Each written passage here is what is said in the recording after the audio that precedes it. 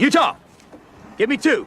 Hey, America, worldwide. It's the Palazzo Podcast, Prospects Power Half Hour.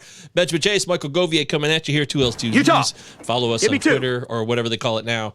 The place formerly known as Twitter. Our Discord is free. The description's in the description. And you click on the link and you can join the Discord absolutely free.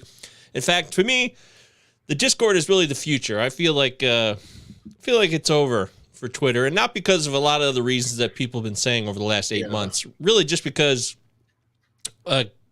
changing the brand completely now, getting rid of the classic icon. It's one of the most iconic, what do you call it? I mean, just brand icons. What do you call that thing? Yeah, that logo. That logo. Yes, thank you. That I mean, you just associated with essentially with chatting. I mean, so that's sadly what we aren't.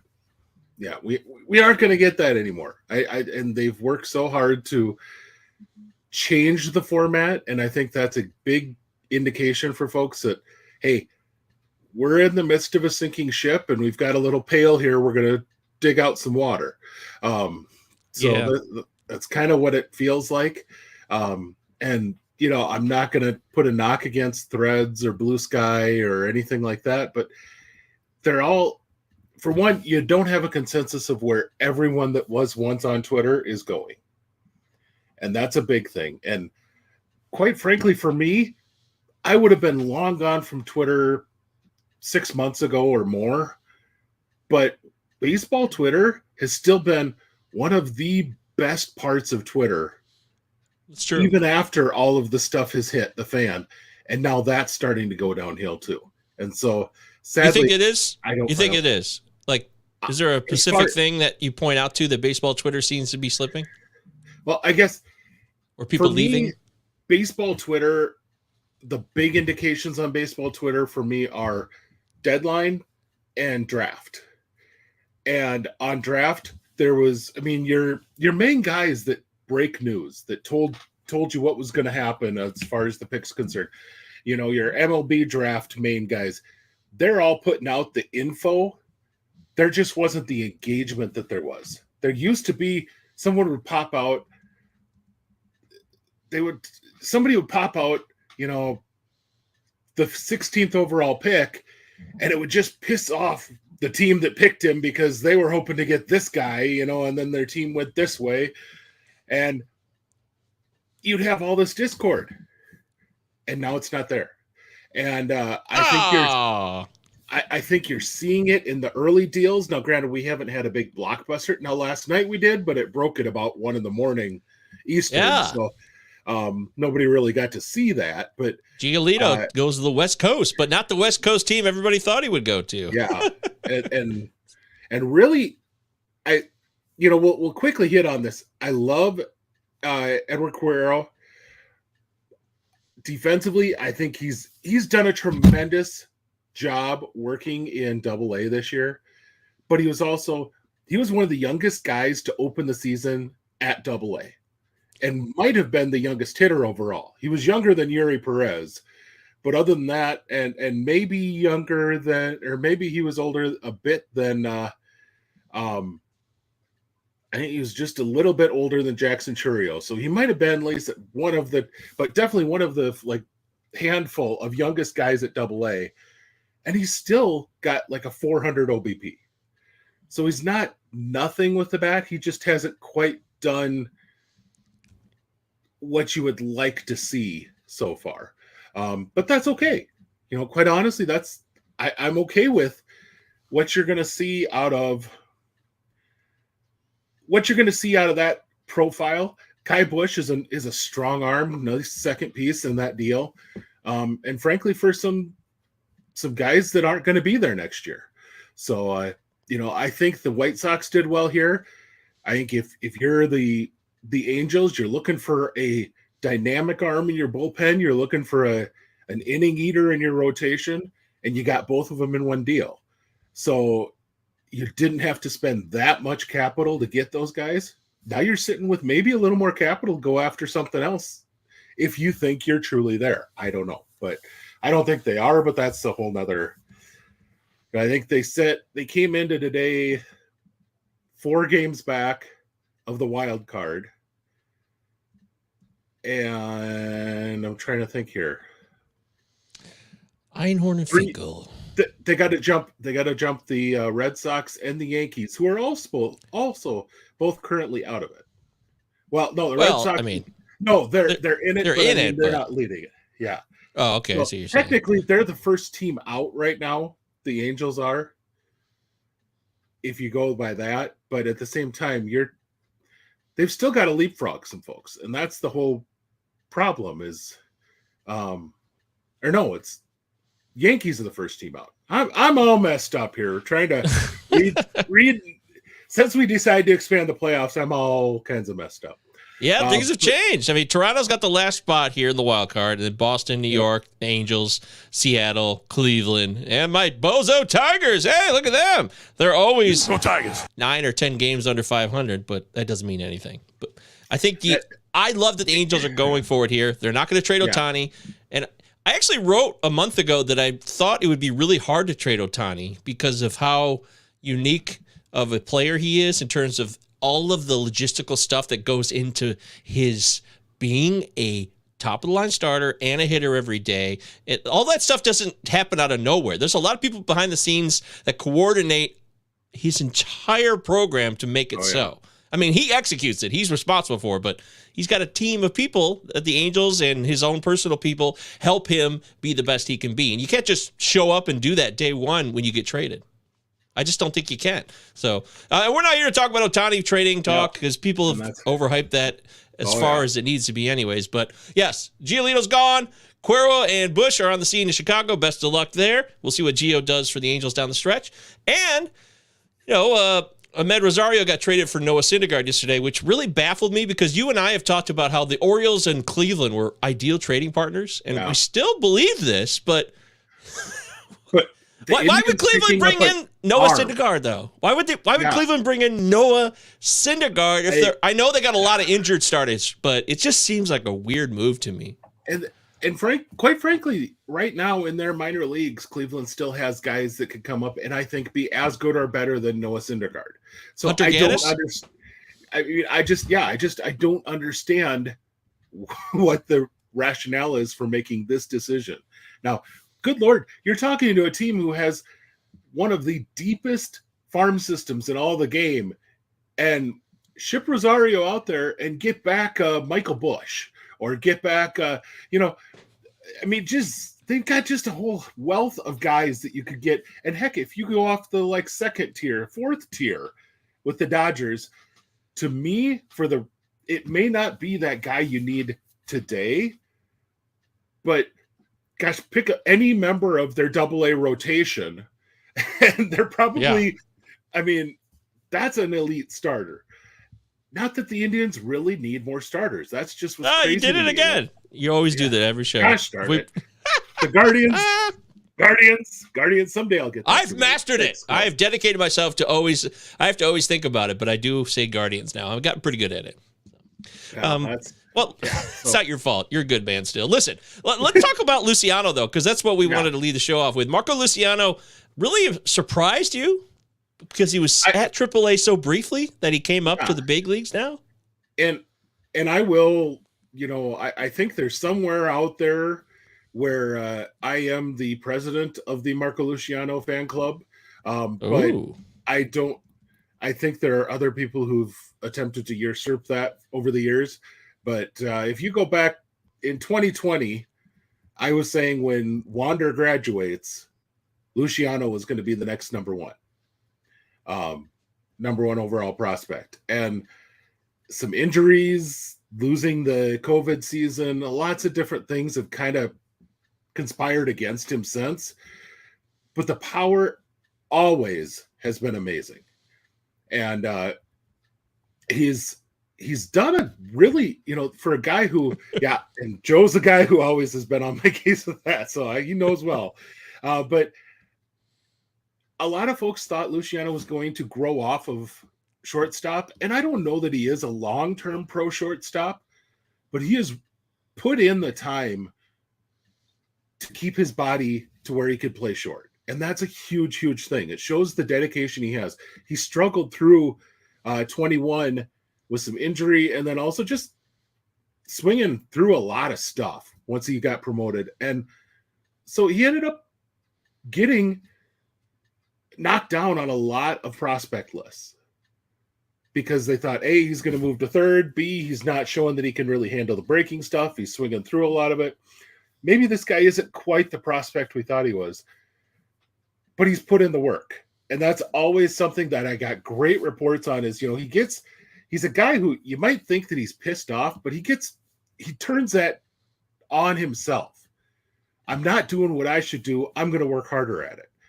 And he's been putting in the time over the last year plus and, dealt with some injury stuff again last year. And I think that's another reason why folks are finding a reason to get off of Luciano over the last couple of years is injuries. So I thought he'd probably come up to AAA if he really dominated the level. He'd be up to the majors by the end of the year this year. But he had just gotten to triple. Yeah. And really had had about a week to do things there. And then they call him up, which, what you saw last night, his debut was last night for, those who are watching in the future and going, why are you referring to last night? Last night he debuted. They only gave him 2 plate appearances before they pinch hit for him with Jock Peterson, which, I love Jock, but come on. But the first at bat that he had, he went up swinging. First pitch he saw, he took out to right field, and it was a flick of the wrist. It was a pitch that he didn't get all of, and he took it all the way to the wall, and the guy had to make a leaping catch at the wall. Now, granted, in right field in San Francisco, that means he prevented a double because, San Francisco's right field wall is so tall that would have bounced off the wall if he doesn't catch it. But still, he put a charge into that ball and didn't hit it right. That's the type of power this kid has. And I think it'll be interesting to see how he handles the majors. The Giants desperately need offense if they're going to stick in this thing right now. And right now they are in the playoffs, but they don't have a whole lot going for them in the playoffs right now. And so they need this kind of offense. I think the kid is just, he's got some of the most impressive raw tools still in the game. And the raw power is just absolutely nuts. So they're going to give him a little bit of run. I don't know if he's up for the rest of the year, but if he comes up and he's got that. We talked last week about guys with power that come up to the majors sometimes go on that run like a Rhys Hoskins or like an Aristides Aquino, where through the end of the year, the swing rate might not be pretty, but they've got so much power and the league hasn't yet adjusted to them that they can go on a run and knock out 20 bombs in a half a year. And Luciano has that kind of power. So I'm not saying he's going to come out and he's going to put out 20 the rest of the year. Yeah. But he's got that kind of a profile that he could do that. And so he's going to be very interesting to watch and see how he responds. Well, Luis Matos was called up a while ago, and, look what he's done. I'm not saying they're the same player, but we're looking at what the Giants have done recently. They've tried to reach into their minor leagues and think about players that, Matos was tearing it up when he got called up. He was on fire in the minor leagues, and now it's like, okay, well, that was fun for a moment, but it really didn't do anything for fantasy managers, right? And I'm not saying Matos is Luciano either. I'm just kind of playing back what the Giants have done this year and looking at players that did have a lot of clout. There was excitement around Matos. Well, Patrick Bailey has come up. Casey Schmidt has come up. They've brought in a lot of young guys into their offense. Mm-hmm. But I will tell you, as far as fantasy goes, this is the first guy that fantasy owners really need to be paying attention to. Matos is always going to be a guy who's probably going to give you low numbers in your home runs and stolen bases, but he's going to get you some of both and have a good batting average. So as far as fantasy goes, he was never going to be that holy cow type of guy. And same thing, Schmidt, I think, has power and plays great defense, but again, not the same type of guy. the big thing that they're bringing up, and that this is their first big guy they're bringing up that's going to put together a legit offensive threat for fantasy owners to worry about. And really, I think down the road you're going to see, Casey Schmidt turn into a guy that's a useful fantasy player where he's hitting a decent amount of home runs for a guy who's going to likely have shortstop eligibility every year. So you have shortstop third eligibility with a guy who hits 25 homers. That's playable. Matos is going to have really good batting average down the road with 10 to 15 of each. That's playable. Luciano has that ability to be a guy who hits for average, hits you 30 bombs, and could play shortstop. For sure should play left side of the infield. And that's a different level. I mean, that's a fantasy starter. That's not just a playable, he works, he fills in a bench role for me like Schmidt and Matos might be. Luciano is one of those guys that could legit be a fantasy star if he hits all of his peaks or all of his stuff. Joe says no right-hander has ever hit a home run directly into McCovey Cove. No bounce. Luciano will be the first. Uh-oh. Yep. Calling your shot, Joe. I liked it. Yeah. I like that. Chad says, just a reminder, these are the same Giants we joked were going to probably make the playoffs, despite having a roster on paper that should be in the cellar. And no. Wait a minute. Whoa. Now, go back and play the tapes on this show, Chad. I've talked about how the Giants were a team that should make the playoffs this year because we talked about this in the preseason. And when we did the next big three show, and we looked beyond that. We did some preseason talk even on the other show here for Palazzo. I thought the Giants had plenty to offer because they made some nice signings. Plus, Farhan Zaidi is a wizard, and he gets the most out of his teams. And 2 years ago, they won 107 games, blew people's minds, Ben. Last year, they finished 500. I expected them to bounce back this year. But the Diamondbacks, they stuck a wrench in the situation, but they're fading now, just as I sadly wrote a couple weeks ago that the Diamondbacks and the Marlins and the Reds would all fall back. Now, the Reds are still hanging in there, but the Marlins and Diamondbacks have definitely slipped since the All-Star break because this is what happens. So the Giants should make the playoffs. I still think they should. And they also have maybe they're showcasing some of these guys to make a deal here too. I mean, is it crazy that Luciano would be dealt to you? Not at all. I mean, it would be a crazy move. It's not a crazy idea that could be why he's up.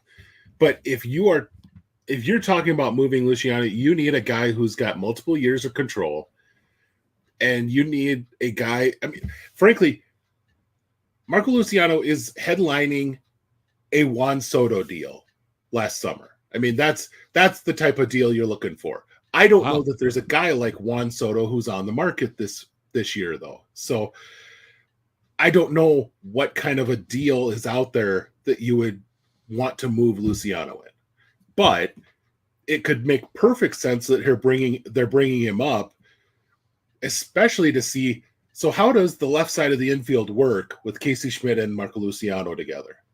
Because if those two can work a major league caliber left side of the infield, Giants have had some injuries there. But if those two can play together and play well or play up the middle, last night Casey Schmidt was playing second base, and so you get some of that going and find out how well those guys work. Well, then Thairo Estrada comes back and he's another piece instead of the piece. You bring up these things like that are going to be, you're going to end up having a big depth team, which is what they really did 2 years ago. They had a team that could bring out a whole different lineup against a righty, a whole different lineup against a lefty. If you had a power righty, they had a different lineup they could bring out. And each lineup they brought out was specialized for that thing. And if they've got some young guys that can slip into those roles, it saves them having to go onto the trade market. So that very well could be what they're looking at. Might have trade market in mind, but not necessarily to trade these guys, maybe just to get an idea of who they are. Okay. So. I get down with that. Chad says, can you tell us about Jhonny Severino, Ben, who was the Pirates' return? Yeah, Carlos Santana in a smaller deal was traded to the Brew Crew for Jhonny or Johnny Severino. I don't have the pronunciation in front of me. Sorry, baseball pods. He would be furious at me right now. But real quickly, let's talk about him real quick. Really, I mean, I guess I don't know that he's got big time prospect stuff. I know that there's some legit power here, and he's got some oomph, but where he's going to fit defensively, it looks like they have him playing short and third this year. I had kind of heard he was going to be a third or a second baseman, that he didn't have the stuff to move to short or to stick at short. But looks like they've tried to play him between the two, third and short this year. He's so young. He's 18. Okay. Yeah. He's a youngster. Oh yeah. He's got a long ways to go, but I like the raw tools. I think you're looking at a guy. So here's funny. Severino hits right-handed. Look at that picture. What do you see at the top? He's hitting left-handed right here. Yeah, there you go. So Okay. I don't know that they got the right picture there, but that's a whole nother. He also seriously looks like he's 14. He does look so young. He looks all of the youth that he is. And he's doing that right now, like playing like a young player. 1 walk to 10 strikeouts over his first 12 games. He's a young player. It's just, but there's some legit raw tools there. It's just like so many guys, it's a lottery ticket that the Pirates are getting here. Sure. If he can turn skills or tools into skills, he's got a chance. Otherwise, he's another guy looks really pretty on the field now and then and can't quite do it when he gets to advanced pitching. So. You said it, Ben. We're live here at the Palazzo Podcast, Prospects Power Half Hour. Utah. 2 L's, 2 Z's. Give me Make 2. sure you subscribe and like button, please. We're always here for you. All the description provides everything else you need to know about us. Follow Ben on Twitter, Big Gentle Ben. I'm an MJ, whatever it's called.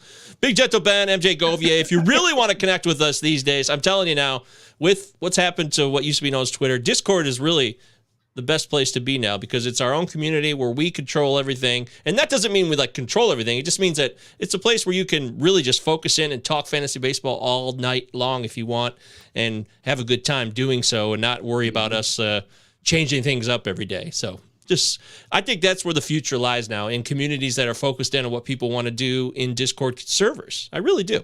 But I want to talk about a few people that you wanted to highlight who've moved around recently within the minor leagues. Not, we always talk about the big promotions to the big club, but promotions within levels of the minor leagues, we need to know about that too. Yeah, and there were a number of them. I mean, All-Star break is now the All-Star break for everyone. It's not just, it used to be that the minor leagues, each minor league had their own All-Star break, and then the major leagues would have an All-Star break, and for about a month there, you had different leagues all taking time off. They don't do that anymore. Now, the All-Star break for all full season leagues in the minor leagues is the same exact All-Star break that the major leaguers have. So coming out of the majors, there are a whole bunch of guys who got bumped up levels. We know about a guy like Jackson Holliday. We've talked about that already. He got moved up to AA.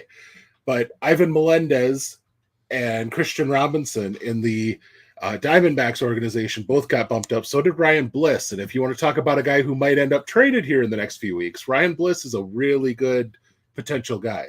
But Ivan Melendez has just been smacking the crap out of the baseball this year. And that was in Arizona's neutral ballparks. Now he's moving into Amarillo in AA. Amarillo may be the most hitter-friendly park outside of the Cal League or PCL. So he very well could Shocking. just beat the crap out of the baseball. He's going to be fun to watch. And you've got, on top of that, you got guys like, your Tigers pushed up Jace Young. So he's up in AA now. I believe AA, or else he moved low A. Yeah, he's, but regardless, I think AA. And then another Tiger, Jackson Jobe, got moved up too. So last year's draft pick, or recent draft picks, getting the bump up in the Tiger system here. I actually traded him in Dynasty the other day because I've had Jackson Jobe sitting there, and somebody offered me, well, hell, it could have been anybody, but I was like, great, I'll take it.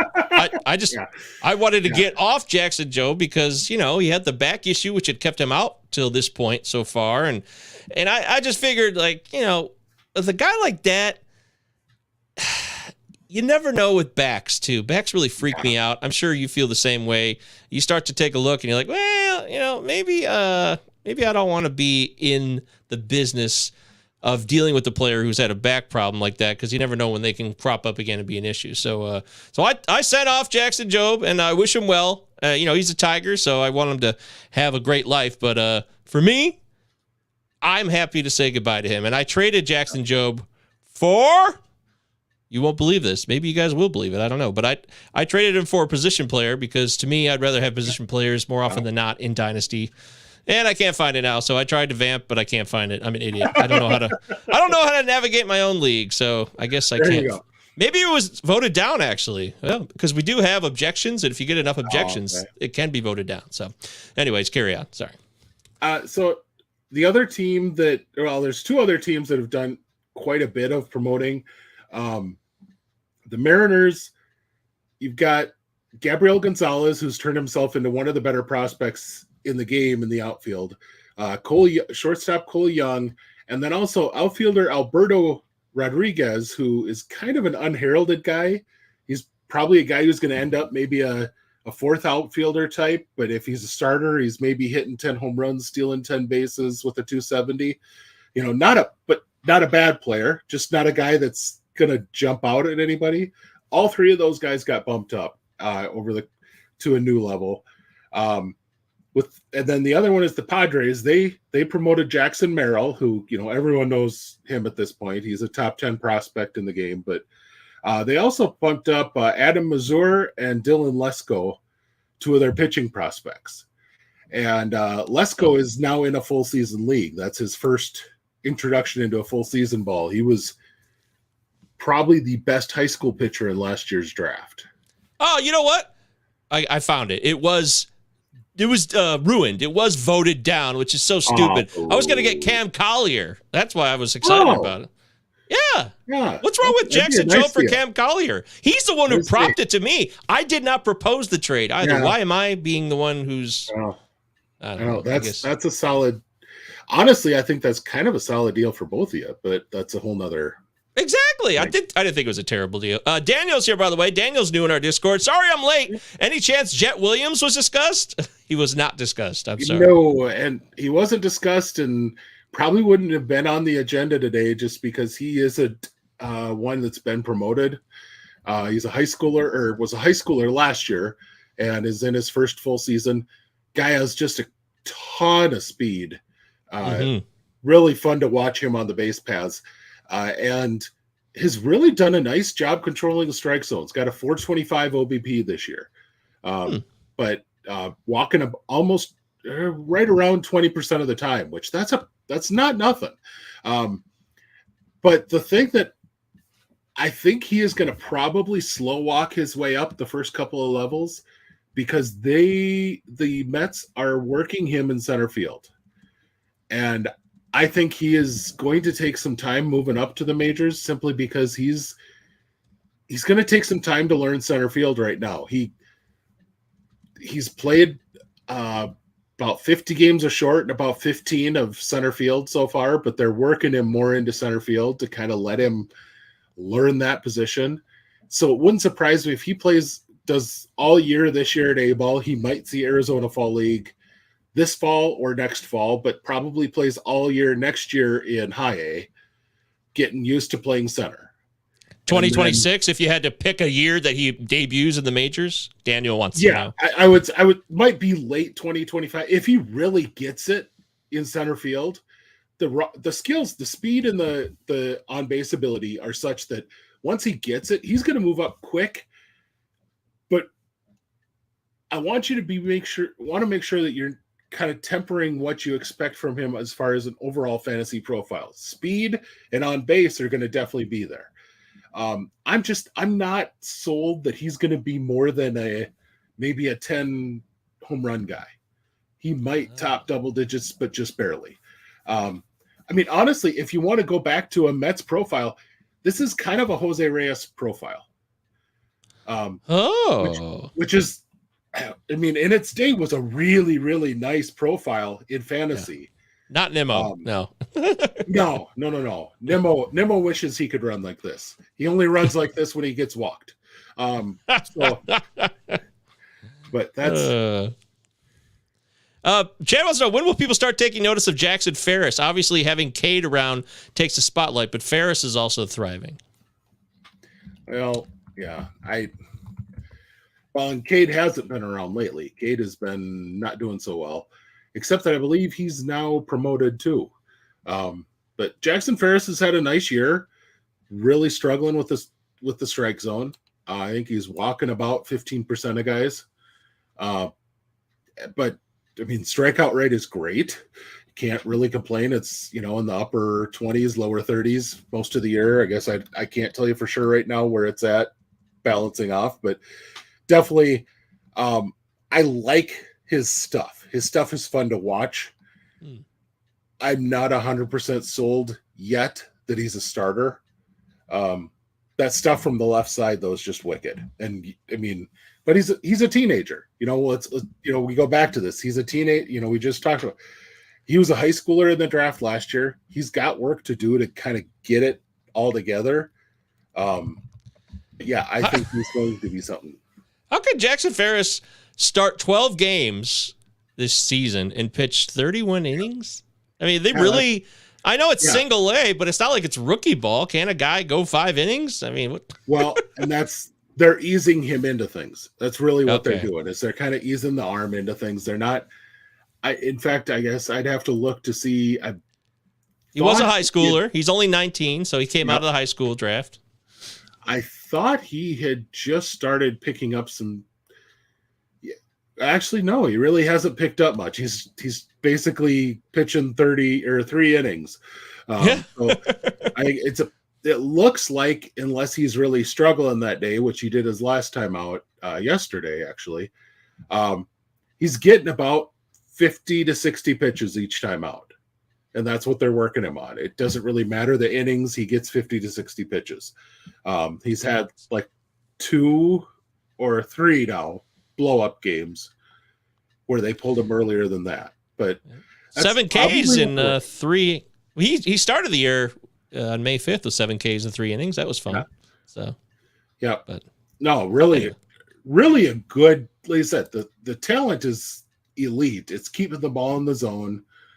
And then when he starts to miss his spot, he starts to aim.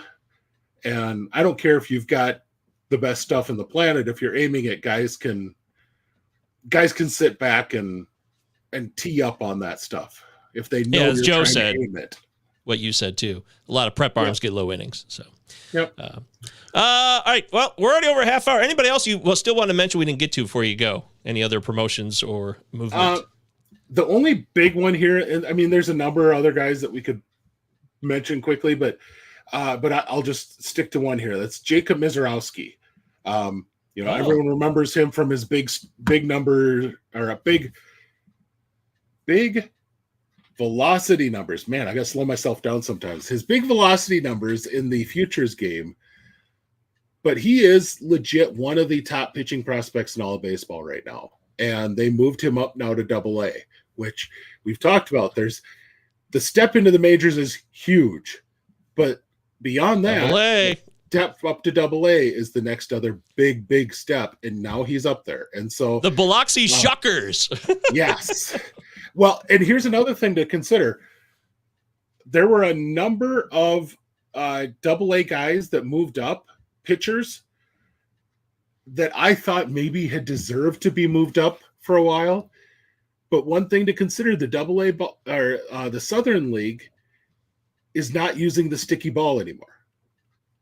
That was gone as of midseason. Okay.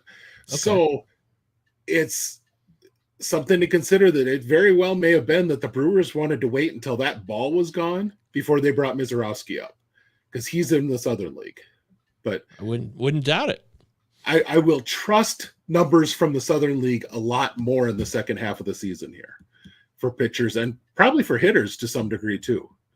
So yeah, I mean, he did 2 tours of duty at low A and high A already this year, and now he's up at double A. So we'll see what he does. He's only had 1 appearance, right? It's early, so we'll see what he does. He gave it 4 earned runs in 4 innings in his double A debut and struck out 5. So it's surface stats, but I'm excited. I know he put on a show in the Futures game, and that was fun. Misiorowski's he's a hot name, no doubt about it. Joe wants to know real quick, too, did you talk about Alika Williams? Not fantasy relevant for the most part, though. So Joe's admitting that freely. Joe, we do focus on Dynasty Fantasy Baseball here. You are aware of that. So. Yeah. But that said, he's up with the Pirates. I never expected him to be up this year, but this is a guy who he will love to have his profile end up like an Omar Infante. Okay. I think he's a lot better real life player than he is a fantasy player, but I was blown away that they brought him up because, yeah, he was having a solid year in AAA after the Pirates got a hold of him, but man, I didn't think he was doing enough to say, hey, this is our next guy we should call up. So should be fun to see him. Okay. Omar Infante, he was very helpful to my Tigers at certain times in his career. And that's a fine comp. I take that. What about the other one here, Mr. Lyon Richardson? Got the bump to AAA, maybe a late season bump to Major League Baseball for Lyon. And I caught him. He's on my list. I just figured that would be one we cut a little bit, but his talent is absolutely there. And one of the things to consider, he opened the year injured, and so he doesn't have quite the innings on his arm. So when we get to the end of the year and the Reds are suddenly realizing that, hey, we've taxed out Andrew Abbott's arm. Hey, we've taxed out this guy's arm and this guy's arm and this guy's arm. And we're still somehow in this playoff race. Richardson's going to still be down at a spot where he's got 20, 30 innings to give and could be a guy that they call up and say, hey, you're going to take the bulk a few times. Or we're going to go to a 6-man and you're going to be part of that just so we can rest these other arms. That's smart. I could absolutely see that. And he is that kind of a guy. I know he's got better strikeout numbers than you would think for a guy with this profile, but watching him, I've always thought he's got that great, put me in the middle of a rotation profile and just, I'll go out there. I'm going to give you, 175 innings every year. It may be not sexy. It may be just good. Like as in, and this year is kind of a lightning rod comparison, but like a Lance Lynn type. A guy this year has not been a good comp, but over his career, Lance Lynn's been a guy who took the ball every time out, gave you 200 and some odd strikeouts if you're a fantasy owner. So he's always been a guy you can kind of roster and just know he's not going to be your ace, but he's not going to hurt you. Well, this year he's hurt you. That's who I've always thought Lyon probably profiled well as, is that type of a middle rotation guy. Spelled like Brandon Lyon, not like the animal, by the way. So Lyon. And I hate to root. I'm not here to root against anybody. I'm really not. But everything's telling me that Andrew Abbott is going to implode soon. It just can't last much longer. I don't want him to do poorly, but he's not a guy who's. All his peripherals are telling me he's not a guy who should have a 2.2 ERA right now. And he just keeps going out and still getting the job done and missing a lot of bats, racking up 7 Ks in 6 innings. And it's amazing. It's incredible. But that ballpark, it can be cruel. And unfortunately, sooner or later, that ballpark, the Great American Bozo Park, is going to be very cruel to Mr. Abbott. So I'm not taking Abbott in. Like, our trade deadlines are happening in a lot of fantasy leagues right now, my home league in particular. This guy keeps trying to dump him off to me basically for nothing. And I'm not even taking it because I want to think about winning in the playoffs, not what's happening right now. You got to think a little bit ahead, and the peripherals are telling you that maybe the party's over. You got to trust in that.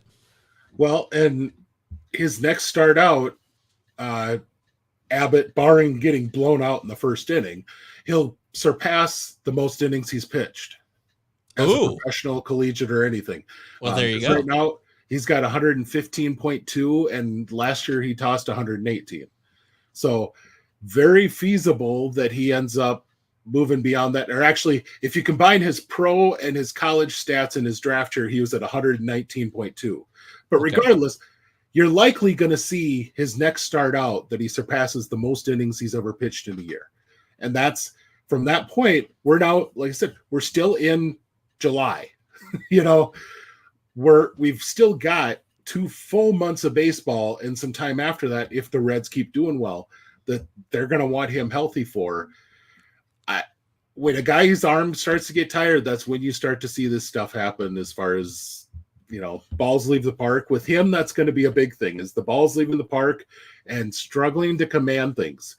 His command in the major leagues has been so much better than I ever thought it would be. I know. I mean, that's why it's like when Johnny Cueto fell apart last year. He went on that epic quality start run, and he kept doing it and doing it. I know he's a veteran, but the example still holds. Sometimes pitchers, they go on a run, and they outperform their own abilities because they could, I don't know, whether it's mindset or focus, or they stick to a plan and it continues to work again and again.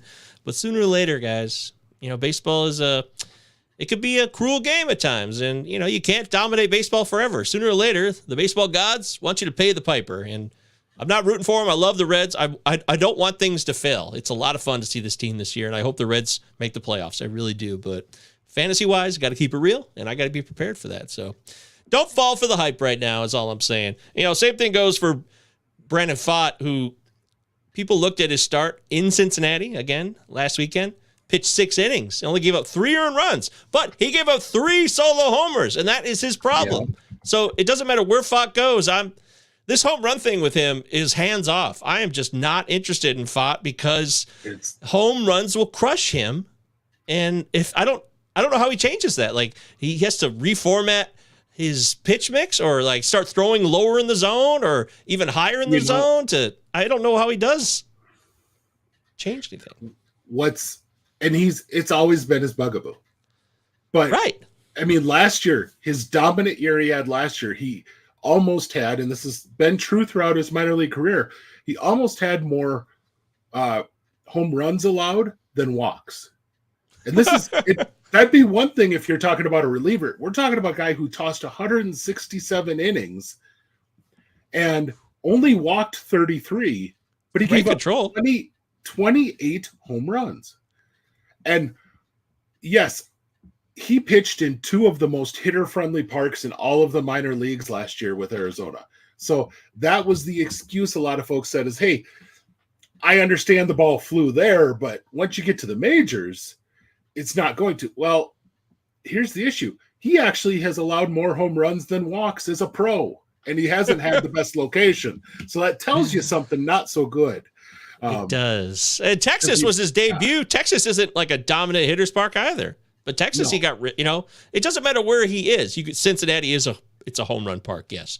But unfortunately, I feel bad for him. I hope that, because it doesn't seem like the front office, at least with their public remarks, are that interested in him changing. Because their GM said a month ago, like, well, this is kind of who he is.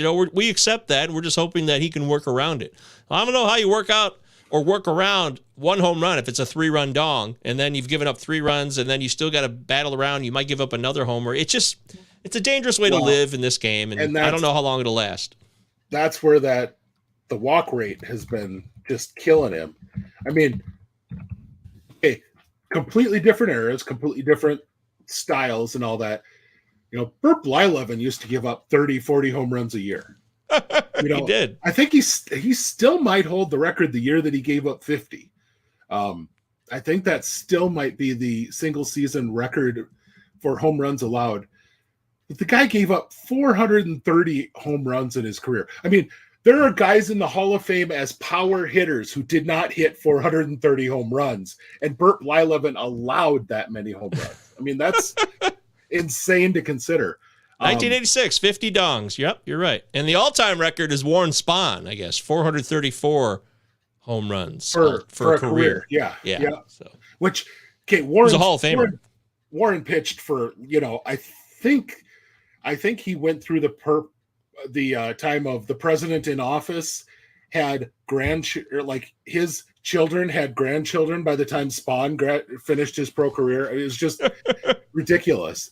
Oh, my old pal Frank Tanetta holds the AL record, by the way, for 422. Oh, man. I love Frank Tanetta. But I mean, that's at his best. Blyleven could get away with that because he wasn't walking a terrible amount. His curveball was such that he got a ton of strikeouts. You're talking, oh God, that is true. That's a fact. Well, and the other thing is he fought in at least one or maybe two of them. So, I mean, he lost multiple years to war and still had like a 26-year career. So amazing. Yeah. But that's the type of guy that Pfaadt is going to have to be. And I'm sorry, he's just not going to be. We're talking about a guy, a Blyleven had a 4 ERA in the mid 80s when, you had people popping out low twos all the time. So, I mean, he was a solid 2 runs worse than average. I mean, he was, I guess, never mind. He was a 107 ERA plus in his time with the Twins that year when he allowed 50. But that's going to be, if you think about it, if that's what Pfaadt is, that's a guy that, at his best, that's a guy who's a 4th, 5th starter that's eating innings, but what he's not going to be safe. And you're never going to feel safe with him on the mound as a fantasy owner. And that's just got to be where he is right now until if he does something to change the shape of his fastball, that's a different ballgame. We're talking about something different right there. If he does something to change one of his breakers, that's a different. He's got to have a change. And right now, like you said, you're not hearing that from his organization that, well, we're hoping that this offseason he can go to Driveline and he can do this and this. You're not hearing that sort of stuff, which, yeah. Jack Morris made the Hall of Fame controversially to some, but I think he had off the top of my head, like a 3.90 ERA throughout the 80s. Throughout the whole 80s. And he was considered one of the best pitchers in the 80s, but that was just for wins, really. Like, he got a lot of wins. It was in the American League, I just think pitching, and Burt Blyleven was an American League pitcher, too, with the Twins. In the 80s, it was a weird time, I think. If we start to look at the starters in the 80s, in the American League specifically, not the NL, it was different. There is a big gap there, I think. 105 ERA plus for Morris. Yeah. 105. Ooh. And that, so... For reference, that Burt Blyleven year that he allowed 50 homers, he had a 107. Jack Morris was a 105 for his Hall of Fame career. Man, that's an indictment right there. I gotta admit, Jack Morris, who's also a feisty guy. He was on the TV here. He got taken off because he made some poor choice of words by making fun of Shohei Ohtani. That just showed his age too. He doesn't give a shit about any of that stuff, and it cost him his job in the end. So he's a fiery pitcher. There's a guy who is a gamer. In all seriousness, if you have a Game 7, I want Jack Morris as my pitcher. He had a way to dial it up in those type of moments, but you just can't do that as a career. No. In modern baseball. It's a different game. There's not a team of guys like, Ray Quinones anymore. I don't know if anyone other than me remembers him, but guys like that who hit 220 with nothing that a fantasy owner would want, but yet started 90 games a year for a team. Yeah. Chico Lean. Yeah. Those kind of guys. There you go. Ray Ordonez even, I mean, these guys, just nothing in their bats. Everyone is swinging for the fences. Even though the game has changed this year with the rule changes, it's still a different game than it was. Absolutely agree with that. All right, well, hey, there you go. There's some historical perspective to provide on Pfaadt and other pitchers. I think we covered a lot here today. Make sure you follow Ben on Twitter or whatever it's called, Big Gentle Ben. I'm at MJ Govier. Of course, the Discord is the best way to really dive in and connect with us. The Palazzo Discord, 2 L's, 2 Z's. Utah. It's totally free. Give me 2. And the link is always in the description here on our YouTube page, or if you're listening on the podcast platform, I think I put it in there every single week. And I want to thank Gnostic Baseball, who says most of the Tigers lineup is like that. Come on now. Poor Riley. Well, what did Riley Green ever do to you? I know. But, I'm actually, my head-to-head playoffs in my home league are in late August and the first week of September. Okay. And the Yankees have 2 straight weeks where they face the Tigers. They face them here, and then the next week in Yankee Stadium. And I'm actually trying to line up I picked up Luis Severino, who's been terrible this year, because I'm expecting him to actually be decent because the Tigers will have sold off parts, and they're just going to be somebody who I think – look what Ohtani did today. Obviously, Ohtani's one of the best pitchers in the game, but the Tigers lineup will likely be a lineup that you could generally, I think, take advantage of. Yes, Torque showed some life, and Riley Green is a good hitter. I believe he will be a good player, but I'm just looking ahead and seeing things that way. And I want to thank Gnostic Baseball for doing all the extra work he's done in our Discord. He's been posting a ton of extra stuff, updates on home runs. So thank you, Gnostic. That's the kind of round of applause for you. That's the kind of work and inclusion that we'd like to have in our Discord. So thank you. Absolutely. Daniel says, this was awesome. That's all. Thanks to Ben, Daniel. Make sure you follow Ben and you're with us every week.